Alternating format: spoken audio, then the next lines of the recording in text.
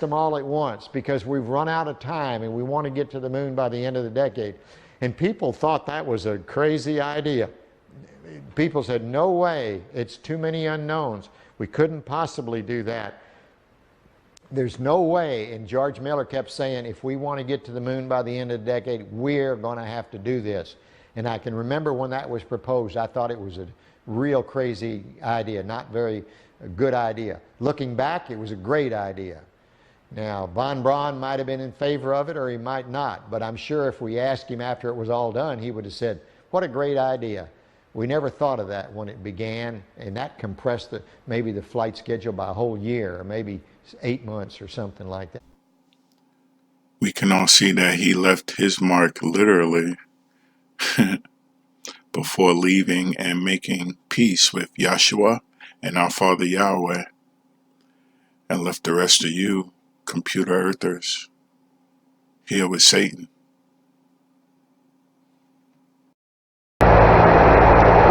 I'm going to step off the left now.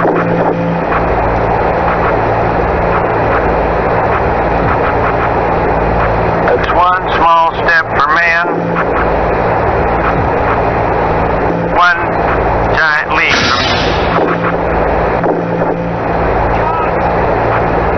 So, I guess you want to do it again. Okay.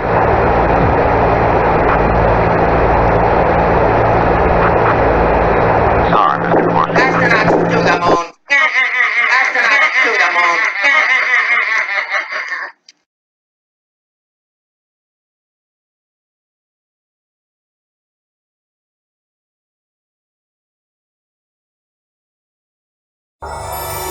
No, don't do it! No! No, don't do it! Unchecked. This rare clip, attained decades ago, was never re-released with the inevitable increase in experience and scrutiny. To demonstrate 1/6 gravity, a bouncy, floaty feel to the astronauts' movements would be similarly achieved with relative simplicity. Slow motion. You are viewing the scenes as they aired more than 30 years ago. Now let's look at them with the speed doubled. It becomes discernible that they are, in fact, in Earth's gravity, and are no more leaving the ground than they would on Earth.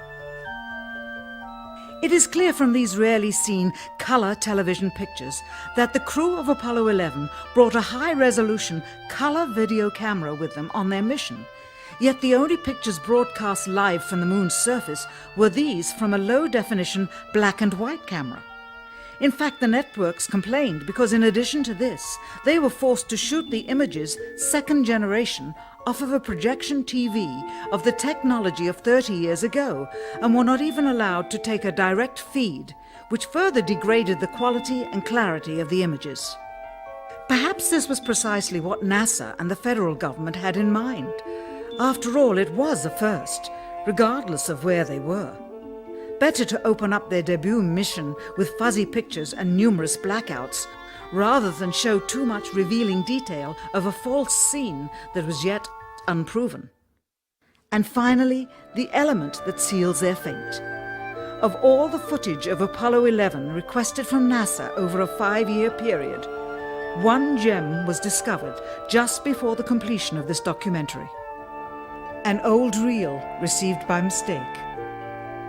It contains the raw or unedited footage of the crew of Apollo 11, Michael Collins, Edwin Aldrin Jr. and Neil Armstrong, staging part of their mission for nearly an hour in living color, with exceptionally clear behind-the-scenes audio of conversations discussing the techniques used to achieve a disingenuous picture depicting the Earth at a distance, in order to falsely demonstrate their far journey from it and their ability to survive passing through the Van Allen radiation belts. It cannot be misconstrued that this staging was done for some other reason prior to the mission, for the reel itself is slated and dated July 18th, 19th and 20th, 1969, the very days of the mission when they were said to be approaching and achieving lunar orbit. Furthermore, it is apparent they are in genuine zero gravity aboard the actual spacecraft, necessary to convince the mass media of their authenticity, just not any further than Earth orbit, as you will see. In this never-before-seen or heard footage, not only is the radio conversation between the astronauts and Houston Control audible, there is a secondary, private conversation taking place between the crew and a third confidential party, prompting the astronauts with what to say, when to speak, and how to effectively manipulate the camera to achieve the desired misleading effect. NASA claims that the Houston transmissions were the only ones taking place with the astronauts. Listen now as Houston Control initiates a conversation with the crew, only to find them too preoccupied with the behind-the-scenes trickery to respond. Moments pass and the oversight is picked up on by the clandestine third party, who quickly prompts them with talk. Immediately, Neil Armstrong speaks. Hello, Apollo 11. Houston, Goldstone says that the TV looks great. Over.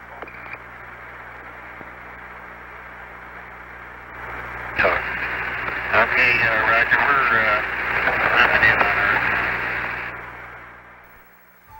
Again, the illusion they are attempting to create is the Earth at a distance to demonstrate their far journey from it and their ability to survive passing through the Van Allen radiation belts. Understand, too, that only about 20 seconds of this raw footage was ever broadcast to the public, and these conversations discussing their deception were believed to be private, until now. Here they discuss that these television transmissions were in fact not broadcast live as everyone believed. They were first screened and edited for playback later. Roger, Neil. We just wanted a narrative such that we can, when we get the playback, we can sort of correlate what we're seeing. Thank you very much.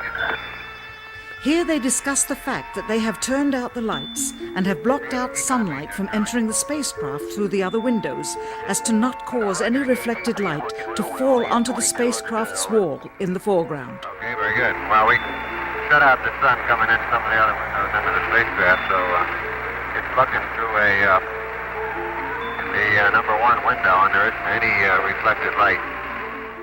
The reason this was done is so that the truth of the matter would not be revealed. It is this. Though the federal government would have you believe that this is a view of Earth from a distance out of the spacecraft's window as it nears the moon, it is not. What they have ingeniously done is placed the camera at the back of the spacecraft and centered the lens on a circular window in the foreground, outside of which it is completely filled with the Earth in low orbit. The circumference of the window then appears to be the diameter of the Earth at a distance, with the darkened walls of the spacecraft appearing to be the blackness of space around it. That is why they wanted the interior dark and blocked out the sun from entering through the other windows. Here you can see the extruded window, probably 2 inches thick at the bottom. This is because the Earth's shine is coming in at a downward angle. It also causes the Earth to appear to be an irregularly shaped circle, for you are seeing the outside of the window at the bottom and the inside of the window at the top, which together form 2 different sized halves of a circle. Subsequently, this take was never used. As they perfected the shot, a crescent-shaped piece of black material was inset slightly into the window to create the illusion of the Earth's terminator line dividing night and day. It is uncannily convincing.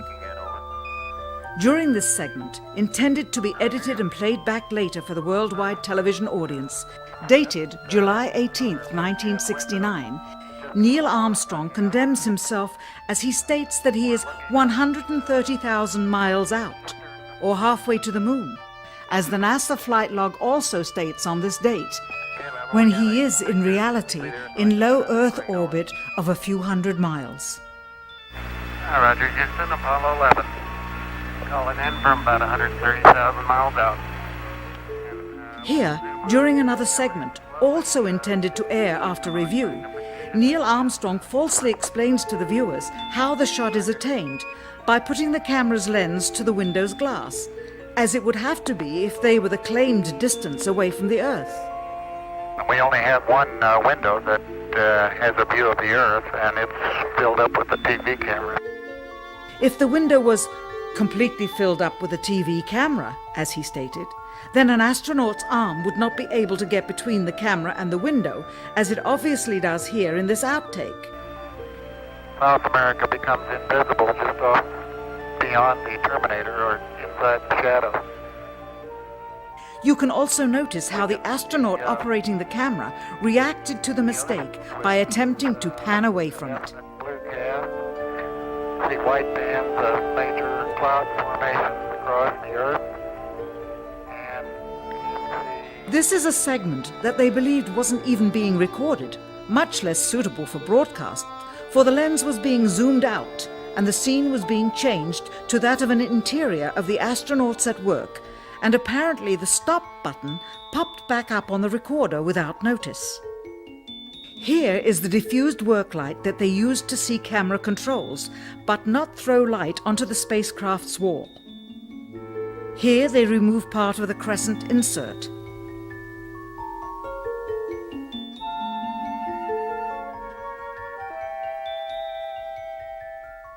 Finally, the iris is opened up and you can see the real location of the camera and the very bright and near Earth out the window.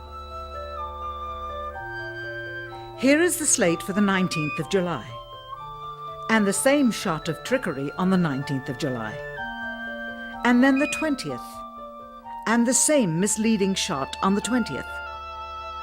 Later that evening, they were said to be walking on the moon. How can this be when they were in Earth orbit only 9 hours earlier, and the moon is some 3 days' journey away? Furthermore, if they genuinely went to the moon, why would they be faking any part of it? Why this trickery with the window? By faking being halfway to the moon, it becomes apparent that they did so because they could not even go halfway.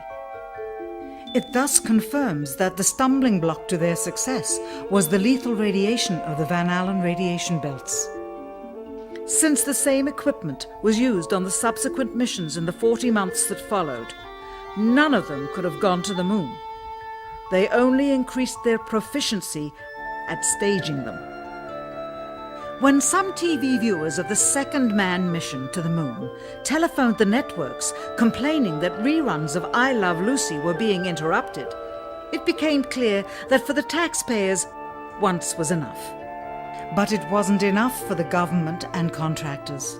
Billions of dollars of pure profit went with each return. How coincidental that the following mission would have the element of life and death jeopardy. Apollo 13. Now the public would take going to the moon more seriously and be reconnected with the drama. We now realize that perhaps the reason Neil Armstrong has never given an on-camera interview is because he doesn't want to lie anymore. What threats may have been made upon such honorable men or their families to possess their reluctant cooperation and later ill feelings towards perpetuating this still darkened hour in American history. NASA's highest-ranking official, James Webb, resigned without explanation just days before the first Apollo mission. Why, when he was on the threshold of achieving the greatest accomplishment of his career? All 3 Apollo 11 astronauts also resigned shortly after their return.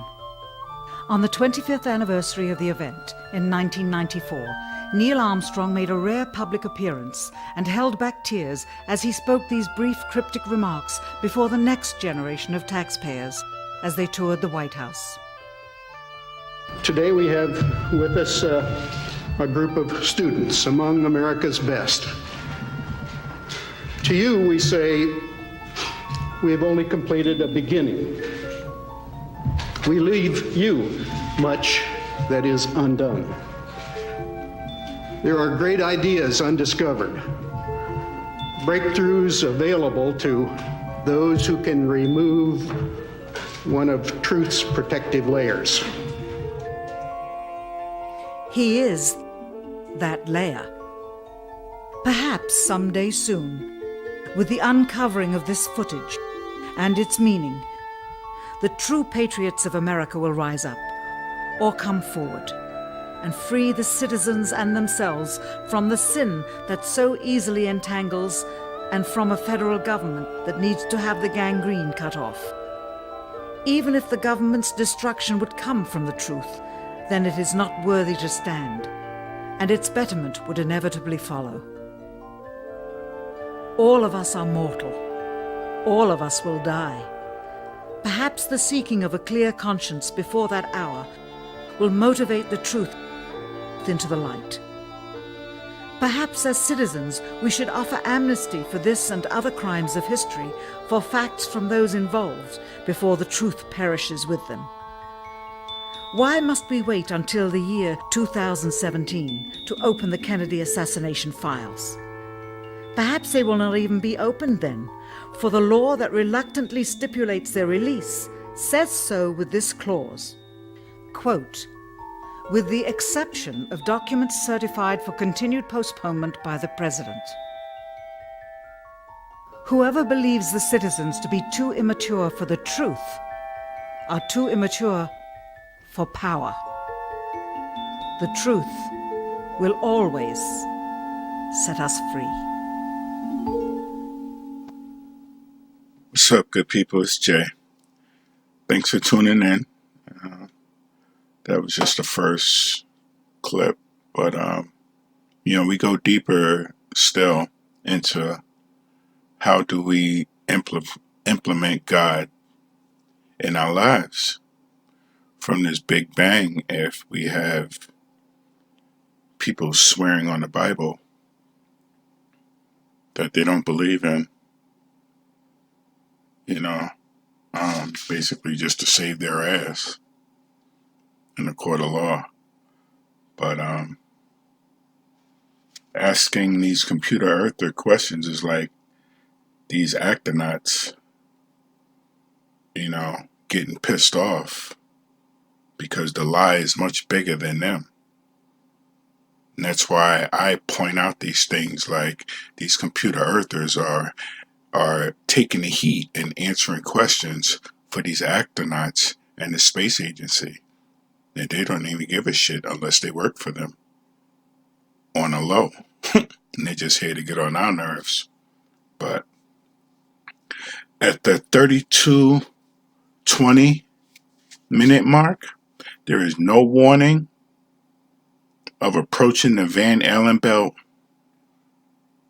to this ActorNOT when they were on a mission. And that is like something that they have never done. There was no, listen, you about to go through the Van Allen radiation belt. If you don't make it, thank you, we love you. Your family's going to miss you, blah, blah, blah. No, nothing. This dude didn't even know. And now the Van Allen radiation belt recently is discovered to be as harmless as a CT scan. Go figure. How convenient.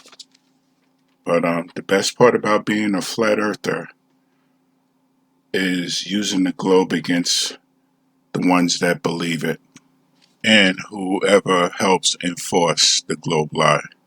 Stay flat.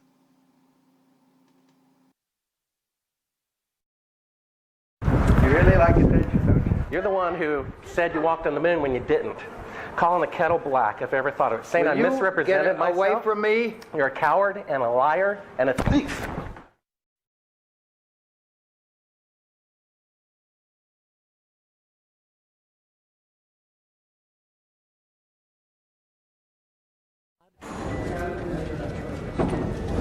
You want me to knock you in the head? Well, I want you to swear to God on the Bible that you walked on the moon. Okay. If you walked on the moon, we're given the opportunity to swear to God that you walked on the moon. I'm going to give you the opportunity to get the hell knocked out of you if you don't leave me alone. So why don't you just put the end to the record in the argument and put your hand on the Bible, swear to God you walked on the moon. Mr. Cybro, knowing you, that's probably a fake Bible. Well, you're talking to the wrong guy. Why don't you talk to the administrator in NASA? We're passengers. We're guys going on a flight. I don't hit people, but you're going to be on the deck unless you get... I'm heading out. I appreciate it. And get the hell out of my house. It's okay. Well, take your stuff and get the fuck out. Why don't you quote me and say it's bullshit? And the shadows in the wrong place. I don't give a damn about all that shit. You're full of shit. Of lunar orbit being falsified. Being falsified? Correct. We got an unedited tape from a source at the Johnson Space Center. Totally nonsense.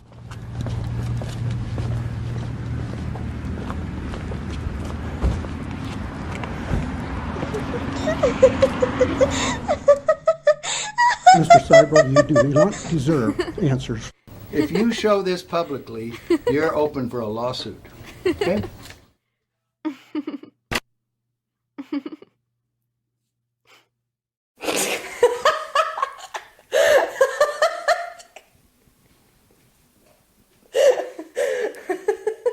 I mean, do you have Neil Armstrong interviewed already? No, he doesn't want to be interviewed. Well, I know. Why does he not give interviews?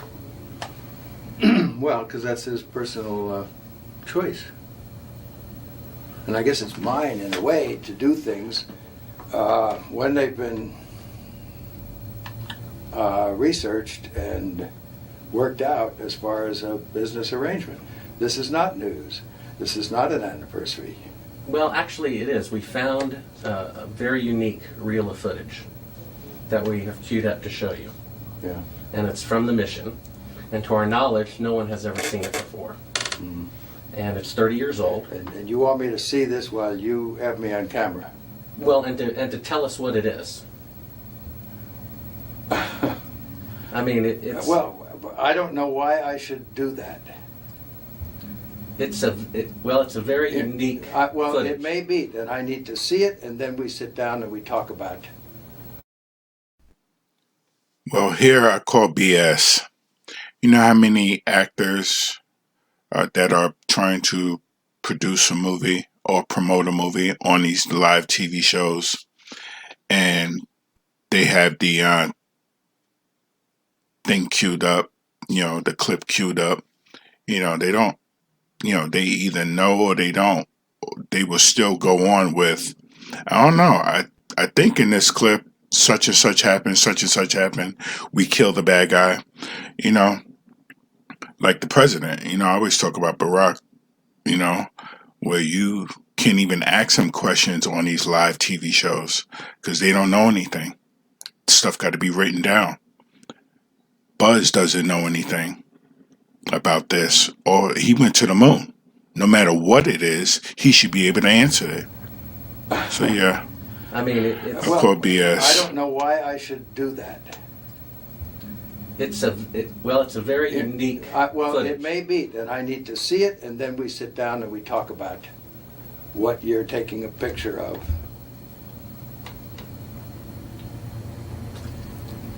I don't see where there's an advantage in it for me to do what you're asking me to do. I see all sorts of pitfalls. I see people who have managed to talk to somebody. Who did you talk to in our office? I talked with Heather at Tor Books. Yeah, but is this helping book promotion? Are you going to be putting anything out during the time that I'm marketing books? See, Heather does not represent me for the things you're talking about. She represents a book selling activity. I think when you see the footage, you'll see that it's very extraordinary, one of a kind, behind the scenes type of footage. Yeah. Well, if it is, why do you have access to something that no one else has seen before? Serendipity, I guess. And it was recorded on the 18th of what? Of July, 1969.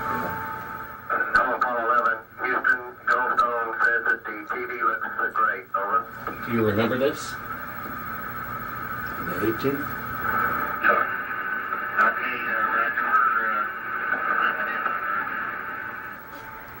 Hello, Apollo 11. Houston, Goldstone says that the TV looks great. Over.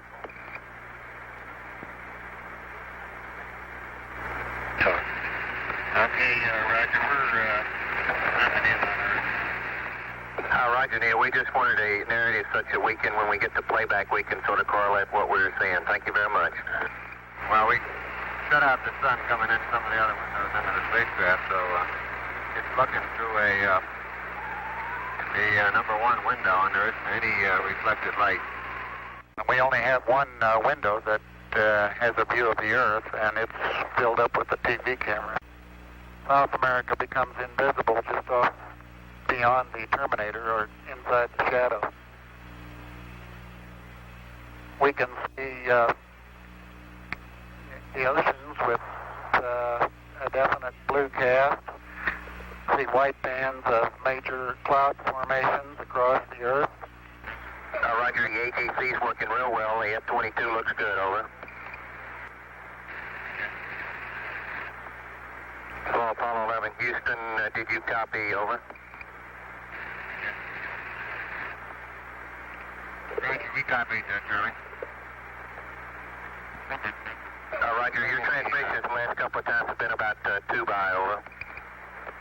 Okay, how do you read me now? Right, you're 5 by now.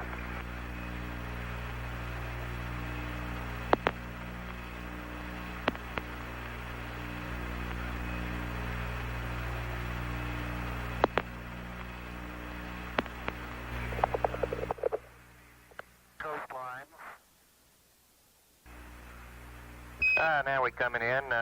Can't quite make out who that had.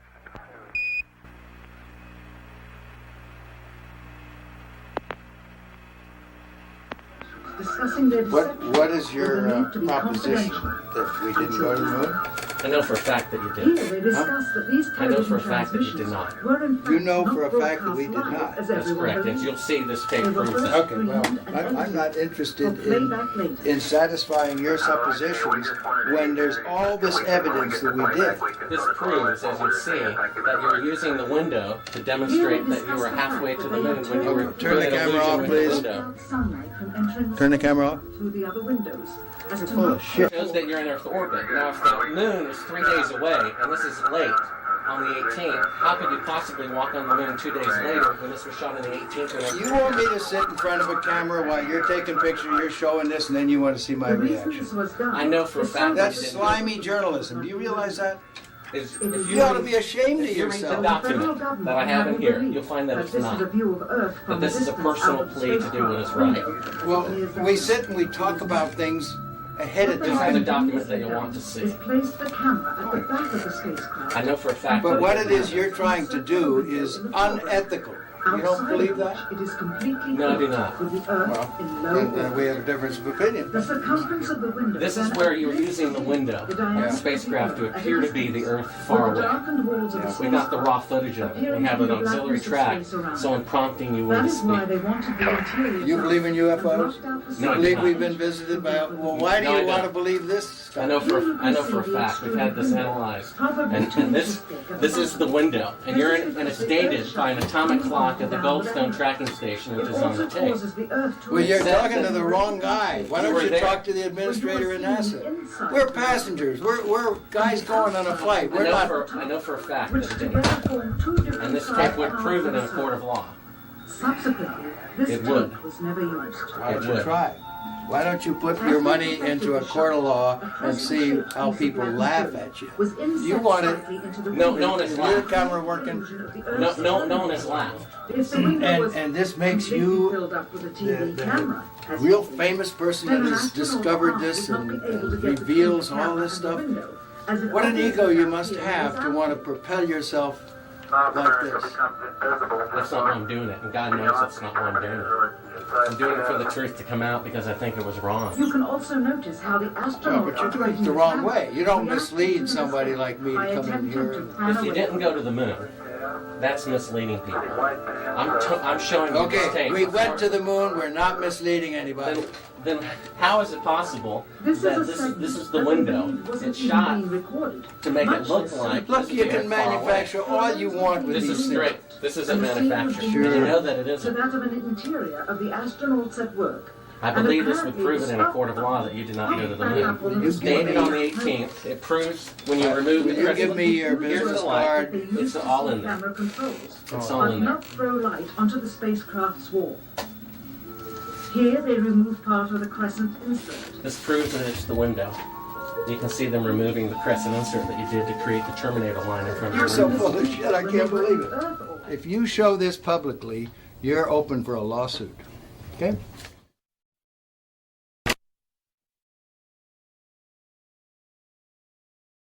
What was the temperature like in the spacecraft on the moon? Well, the lunar module that was the vehicle that we landed on the moon, it was just like this room we're sitting in here right now. We had a thermostat, and it worked a little different than the air conditioning in a house or a building. However, it had the same effect. So if it was too hot, we moved it up a little cooler, and so we could get just the right temperature we wanted. Now, when we put on our spacesuits and closed them up, then we had a backpack on, and in that back was essentially an air conditioner too, a different kind, a kind that would work in a vacuum, and then we could keep our suits the right temperature, because human beings, even though we got a lot of good capabilities, you know, our brains are amazing, our eyes are amazing, we don't perform well if we're not within a really narrow temperature band. If we get too hot, we sweat, we don't do well. If we get too cold, we shiver and we don't do well. So it's important for human beings to have temperature control, and of course we do that on Earth real well. If the LEM didn't have climate control, and had air in it, would it be hot or cold without the climate control? If you just took a lunar module, and well, let's take the climate control and it fails. All right, what happens then? You've got air and setting there, it's 70 degrees. If the lunar module is setting in the sun, which it always is, then slowly but surely that temperature inside is going to go up to 250 degrees Fahrenheit. Now you ain't going to make it, because you're going to cook long before that. What powered the air conditioning? What powered the air? Batteries. You had a number of big batteries in the lunar module. They powered pumps, they powered the air conditioning, they powered the communication system, and that's the reason we were only able to stay on the moon 33 hours. Later on, we got a little better batteries, more batteries, and we could stay longer. But batteries turned out to be, for the weight involved, the thing that gave you the power. Now the best. Now the command module, which had to last from the moon and back 10, 12 days, then batteries would have been too heavy. And so we used fuel cells there, which took hydrogen and oxygen and put them together and made electricity. So it depends on, like in a car, you wouldn't want a fuel cell now because a battery can do the job. But if you were trying to replace the engine, maybe you could use some fuel cells to drive the motors. It'd be too expensive now, but maybe someday. What was the power of the engine that descended to the moon? The rocket engine? Yeah. The rocket engine that we used to descend to the moon was a very simple rocket engine. It operated at low pressure, so that it was like running your car at 30 miles an hour, not running your car like a race car. The engines we used to launch from Earth was like running your car at race car speeds, you know. So everything had to be just right. But we were interested in safety paramount right there. We didn't have last minute checks we could do. We only had one engine, it couldn't fail, so it ran at lower pressure. And when you were in it, you couldn't hear it in the vacuum of space. Any ill effects from the Van Allen radiation belts? No. Now, I'm not sure we went far enough out to encounter the Van Allen radiation belt. Maybe we did. Beginning at an altitude of 1,000 miles and extending an additional 25,000 miles lay lethal bands of radiation called the Van Allen radiation belts. Every space mission in history with humans on board, from both the United States and Soviet Union, from the first in 1961 to the present, has been well below this deadly radiation field. Mercury, Gemini, Soyuz, Skylab, the Space Shuttle, all maintained altitudes well below 1,000 miles. All except Apollo. I don't know the distance to the Van Allen radiation belt. And if we did, it wasn't a problem. If we were going to encounter it, then we would have had to build the spacecraft and the spacesuit to not give humans a problem. You don't just build something and hope it works. You study to see what the threats are, the environment is, and then you say, how thick do I have to make the metal on the spacecraft so that going through this kind of radiation or these kind of meteoroids, it won't get hurt. And so then we built it that way. The belts are 1,000 miles to 25,000 miles above the Earth. Then we went right out through them. No effects on your cells? Didn't even know it. I don't think anybody, well, maybe somebody said you went through the radiation belt, but we didn't feel it inside, and we didn't get any, added radiation. In 1998, the space shuttle flew to an altitude of 350 miles, one of its highest altitudes ever, hundreds of miles below the beginning of a field of radiation that was so severe that the astronauts inside of their shielded spacecraft and inside of their shielded spacesuits saw flashes of light with their eyes shut that they described as shooting stars, due to radiation penetrating first the shuttle's shielding, then their spacesuit shielding, then their skulls, and finally the retinas of their closed eyes. As a result, CNN issued the following report noting NASA's unpredicted surprise. The radiation belt surrounding Earth may be more dangerous for spacewalking astronauts than previously believed. Scientists say the phenomena known as the Van Allen belts can spawn killer electrons when the Earth's magnetic field changes. These electrons that are being studied could have an important effect not only on satellites, which has happened in the past, but could also affect the astronauts by creating large doses of radiation that could influence their health. The electrons can penetrate through various materials, including spacesuits, and can pass through, in fact, the walls of the space station, and can create high charges deep inside of these objects. No strange occurrences? Nothing like that. The space shuttle... Go ahead. The space shuttle went to 365 miles a few years ago. Because I worked in news. I saw CNN.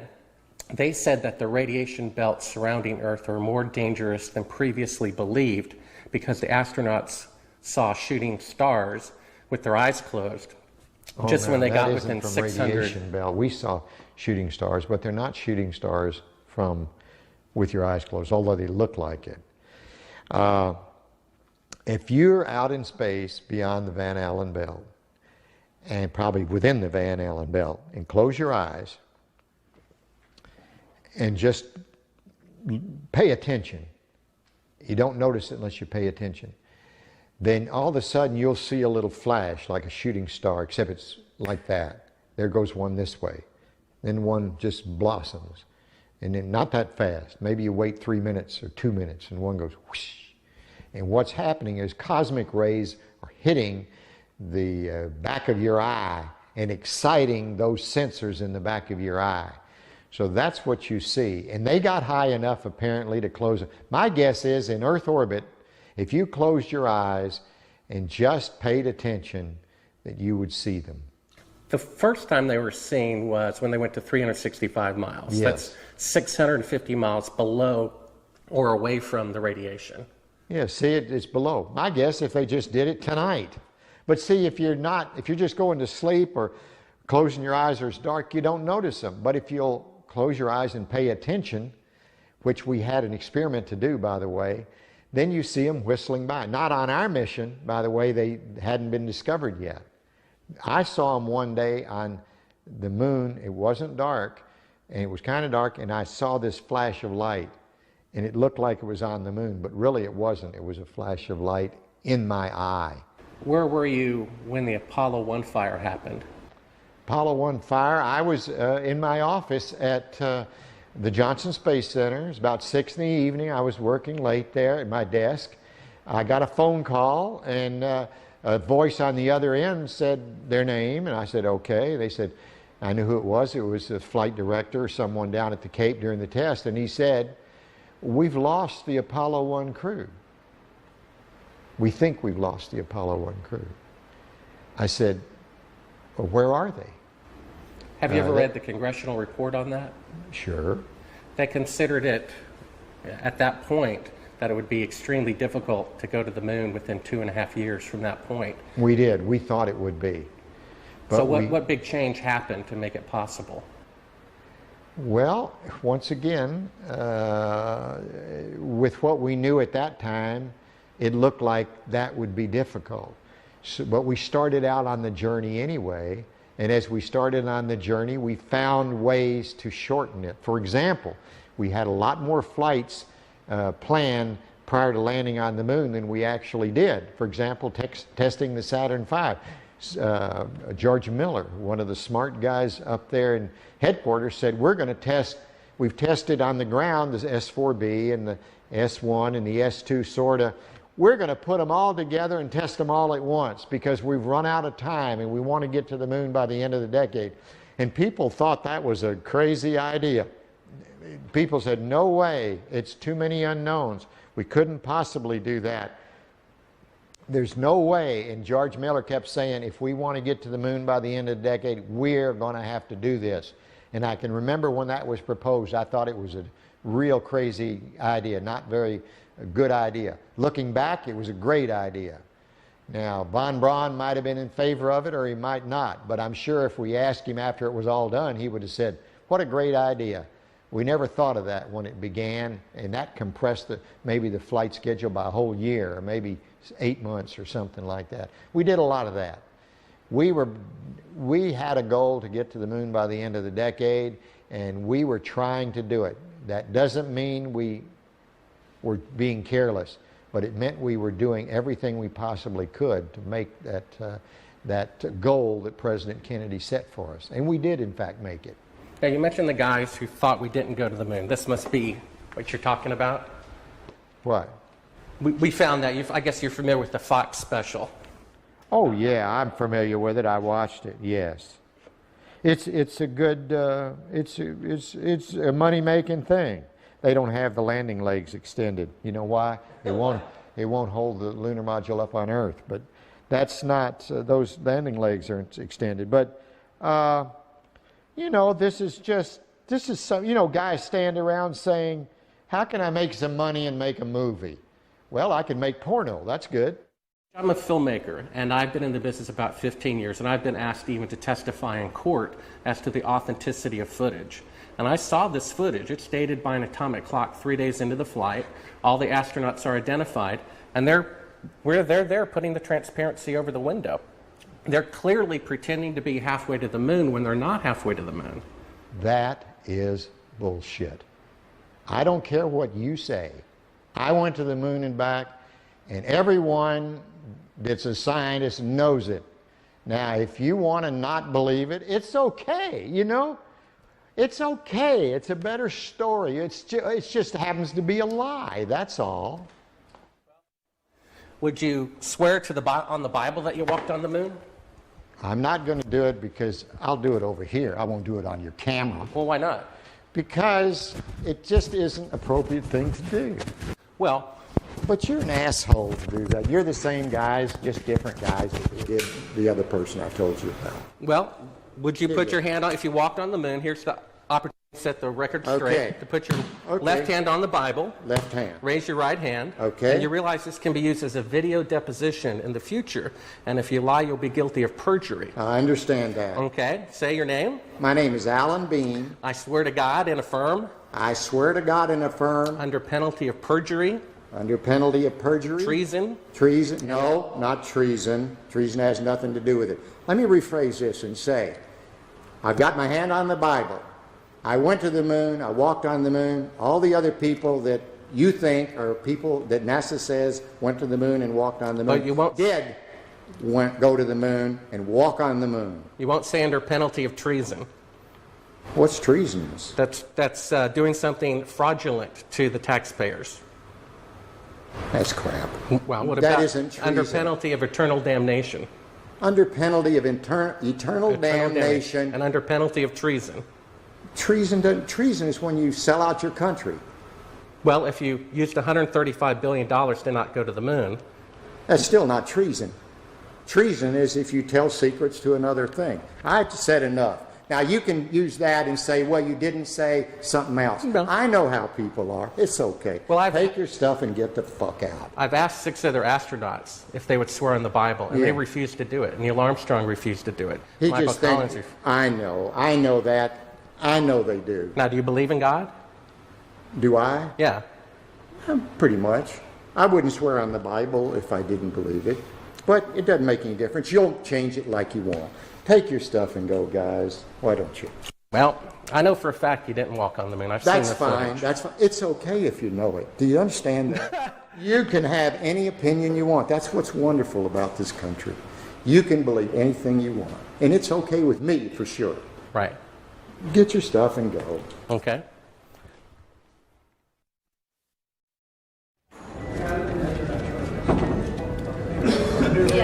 Yeah, right here's fine. I'm Bart with ABC Digital. How you doing?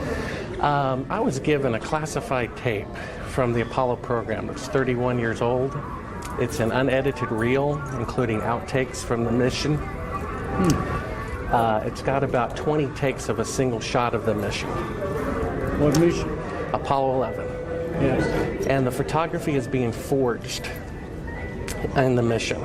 They're faking a shot of being halfway to the moon.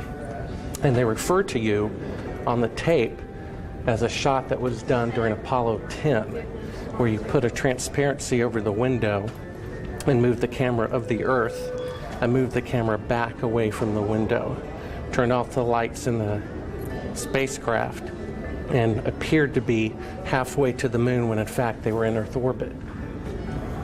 Huh, really? Yeah, and they said it was the same way that you did it on Apollo 10. So we wanted to give you the opportunity to put your left hand on the Bible, to raise your right hand, to swear to God. Stick it in your ear. Well, you were giving an opportunity to swear to God under oath that you walked on the moon. I don't do that kind of thing. Well, if you really walked on the moon, what's the problem of swearing to God that you did? Do you believe in God? You want me to knock you in the head? Well, I want you to swear to God on the Bible that you walked on the moon. Okay. If you walked on the moon, we're given the opportunity to swear to God that you walked on the moon. I'm going to give you the opportunity to get the hell knocked out of you if you don't leave me alone.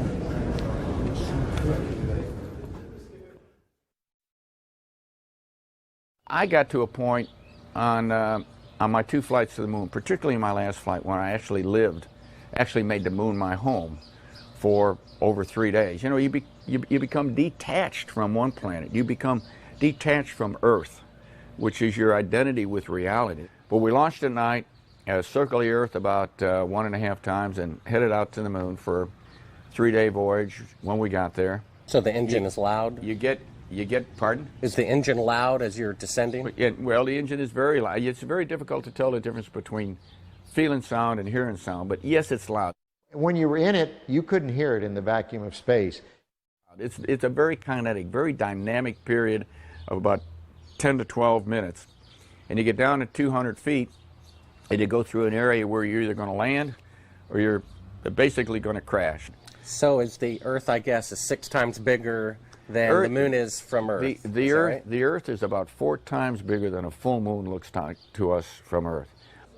It was very close to the horizon on Apollo 17, and that was unique for us. We didn't have to look up like most of the other flights from most of the other landing sites were to look at the Earth. I mean, I just glanced over my shoulder, and there's the Earth. It was there all the time. It was so prominent. It was almost involuntarily while you're going about your work and being a lunar geologist and exploring and driving a rover, you'd always be confronted by the Earth itself. It was, I tell you what, it was almost like a security blanket because you knew it was there.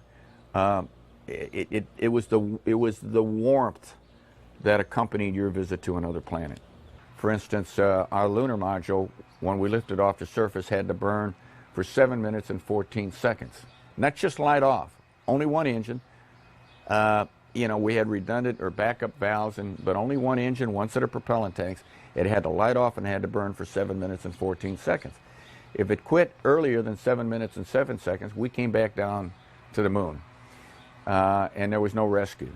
So there was no strange phenomenon going through the belts of any kind. Nothing happened. There was no great unknowns, no science fiction going to the moon. It was all science fact, although sometimes it seemed like it was science fiction. I saw a CNN report about 3 years ago. The space shuttle went to about 365 miles, and that was the closest they got to the belts since the moon missions went through them. And they were about, I guess, 650 miles away from the belts. And they reported that it was more dangerous than previously believed. and that when they were 650 miles away, inside a shielding better than you guys used, they could see the radiation with their eyes closed going through their skulls and the retinas of their closed eyes. Well, I don't know about the shuttle. The shuttle doesn't have the capability to go very far, 400 miles. I don't know exactly where the Bell Ellen. Quiet. Hey. Hey. Hey. Hey. Quiet. You know, the shuttle doesn't have the capability to fly very far away from Earth, maybe 300-400 miles. I don't know exactly how far out the radiation Van Allen belt is. It didn't seem to bother us very much. Did you see shooting stars? Did you see the shooting stars? Yeah, I'm getting to that. Oh, okay.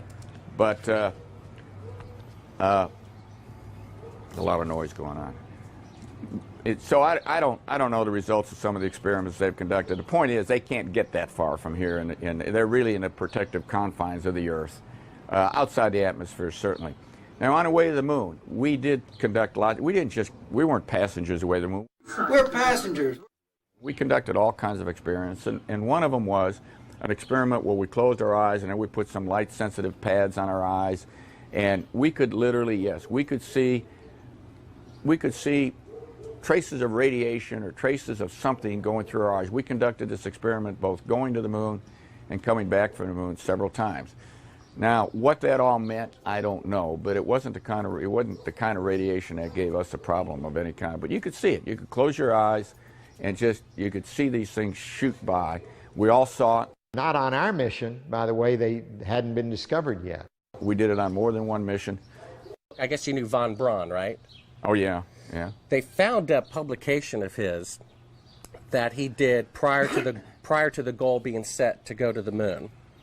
And in it he says, "It is commonly believed that man will fly directly from the Earth to the moon.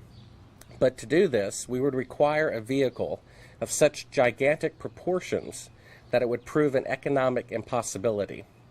Calculations have been carefully worked out on the type of vehicle we would need for the non-stop flight from the Earth to the moon and to return. The figures speak for themselves. 3 rockets would be necessary. Each rocket ship would be taller than the Empire State Building, 1,250 feet, and weigh about 10 times the tonnage of the Queen Mary, or some 800,000 tons. Now, the Saturn V rocket weighed 2,500 tons. Now, that's a difference of 32,000%.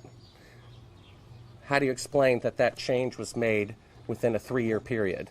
All right, is this a Bible? Yep, absolutely. It's I my think Bible. this is ludicrous, and I want you to put that on film. It's ludicrous. I swear... Under penalty of perjury? I swear under penalty of perjury. Treason. And eternal damnation. And eternal damnation. That I walked on the moon during Apollo 17. That I walked on the moon on Apollo 17 for 75 hours. I lived on the moon on Apollo 17 for 75 hours. Well, 6 other astronauts did not swear in the Bible when they had the opportunity. Well, that's fine. You know why they didn't? The same reason I almost didn't, because it's absolutely ludicrous for you to ask me that. I probably would have done what the other 6 did, because I'm just as stubborn as anybody else. And I said, I don't need to prove to you that I went to the moon. I know I went. But I did that. You can put that on tape, and it's there, and you can show it to anybody you want. You know what I did with the Hasselblad? He left it. It's sitting face up to the sun without a back on it, so that somebody's going to go back and find out what kind of deterioration the lens suffered because it was facing straight up. Where's the lunar rover? It's a mile behind the... How do you think we took the pictures of the liftoff on Apollo 17 with a television camera? How do you think we missed them on Apollo 16 because of the time delay? By the time the guy sent the signal, it was gone and the camera couldn't track fast enough. So on 17 he sent the signal a second and a half or 3/4 of a second earlier so that the camera got the signal and we were... How do you think that happened?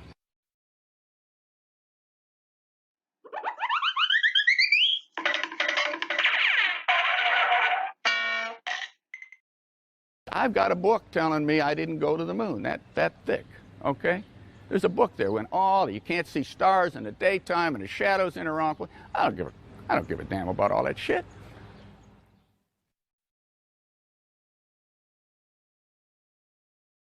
When you looked up at the sky, could you actually see the stars and the solar corona in spite of the glare? We were never able to see stars from the lunar surface or on the daylight side of the moon by eye without looking through the optics. I don't recall during the period of time that we were photographing the solar corona what stars we could see. I don't remember seeing any. Yo, Neil, what's with the elbow, man? Mr. Collins.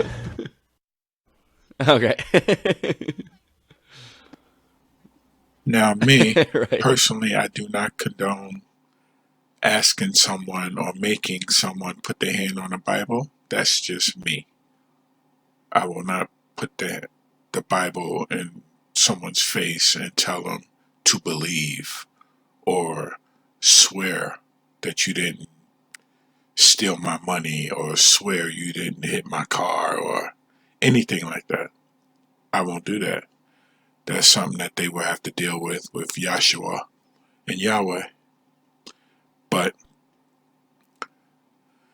you're gonna have to believe that if anybody is in a court of law, either testifying, either suing their insurance company for funds rendered to them or not rendered to them, or anything, if it's for yourself or if it's for a loved one, you got to testify. You saw someone injure someone. You're going to have to put your hand on that Bible and swear to tell the truth, the whole truth, and nothing but the truth. So help you who? Okay, the person that you don't believe in. Now, the same person that you don't believe in, words are in that Bible. The first page even is cutting space off completely. Within the first 5 paragraphs, it's cutting space travel off completely. The first page. And now you have your hand on that Bible because someone told you to. You little idiot. Listen to them. Yes, Master, I believe. You're not going to sit there and say, I don't believe in God, I'm not going to touch that Bible. You're going to put your hand on the Bible, a book that you do not believe in. I don't know, man. In this case, who's the loser? You guys just don't make no sense, man. An observational opinion from someone who knows something about cables or wires used on a filming set. And he sees something is not right because he recognized these things. He's well familiar with it. You know, can't be mad at that. And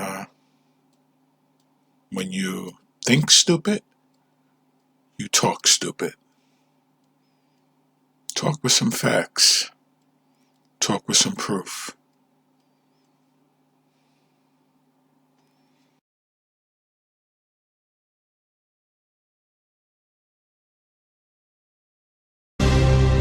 Astronauts moving in slow motion is another hallmark of the Apollo TV footage.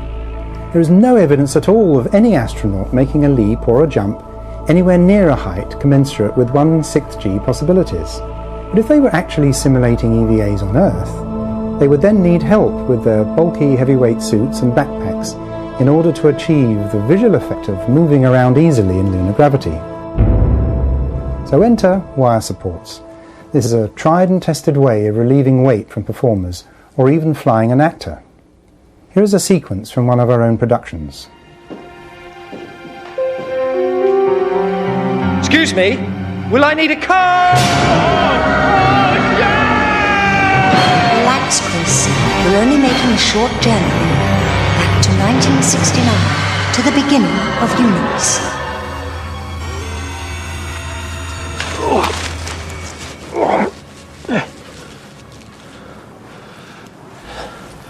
Of course, confirmation that wires were used is in the detail. Here in this Apollo 14 footage, you can see a ping, a momentary glint. And again, run slowly.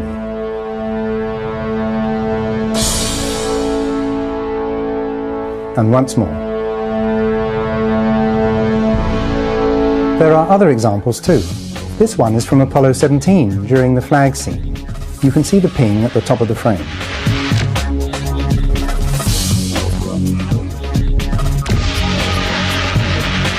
In this footage from Apollo 16, we have telltale evidence of a slightly floating or dangling effect at the jump salute location.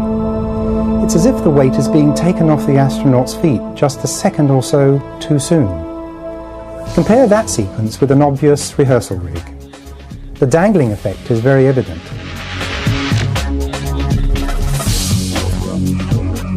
And here again, from the same mission, Apollo 16, we have an astronaut who is about to get up. Okay, here we go. Let me give you a hand, he says. There goes bag. There goes another bag. Coming. Look at it again. The astronaut is getting up with the wire taking the weight, relieving him of 5/6 of the Earth's gravity. A magic trick? No, just the help of a wireman. This is a slow-motion jump that would have been seen live on TV. And here it is at normal speed.